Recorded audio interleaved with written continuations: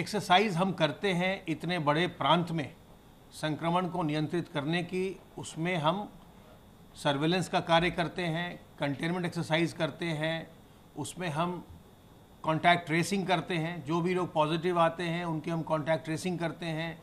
जो contact tracing में जो भी घर के लोग हैं उनके जो पॉजिटिव आते हैं उनको हम प्रोफाइलेक्टिक मेडिसिन देते हैं। और साथ ही साथ जो भी कॉन्टैक्ट में आते हैं लोग, संपर्क पॉजिटिव के होते हैं, उनकी हम समय से टेस्टिंग करवा करके अगर वो संक्रमित पाए जाते हैं उनको हम आइसोलेट करते हैं।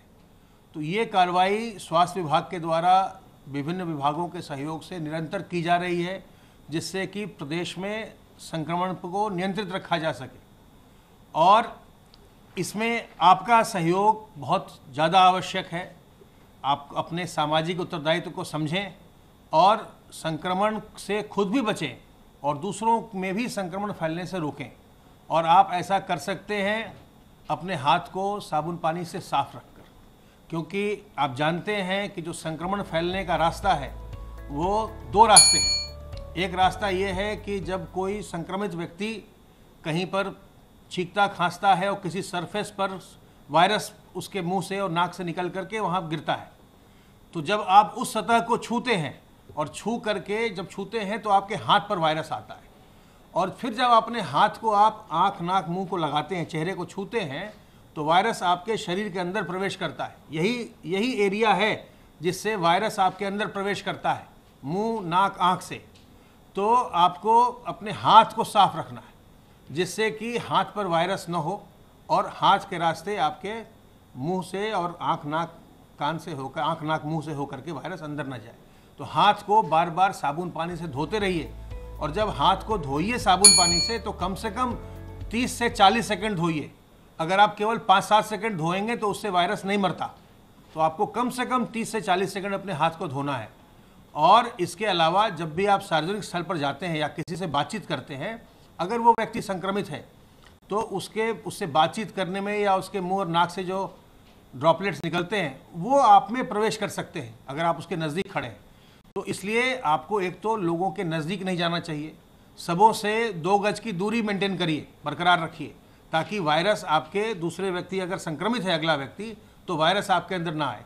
और अपने मुंह और नाक को सार्वजनिक स्थलों पर ढक के रखिए, फेस मास्क से ढकिए, रुमाल से ढकिए, गमछे से ढकिए, दुपट्टे से ढकिए, ताकि अगर कोई संक्रमित व्यक्ति है भी उसके मुंह और नाक से कोई ड्रॉपलेट्स निकल रहे हैं तो आपके मुंह नाक से अंदर न जाए, तो आप इससे बचे रहेंगे।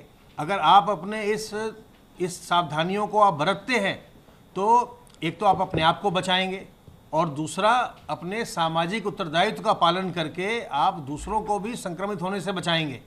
और अगर आप अपने मुंह और नाक को मास्क से या रुमाल से, दुपट्टे से, गमछे से नहीं ढकते हैं सार्वजनिक स्थलों पर तो आप पर जुर्माना हो सकता है। और बहुत लोगों पर, लाखों लोगों पर जुर्माना हो चुका है और हर बार आपको 500 रुपये का जुर्माना देना पड़ सकता है और आपके खिलाफ और भी कार्रवाई हो सकती है।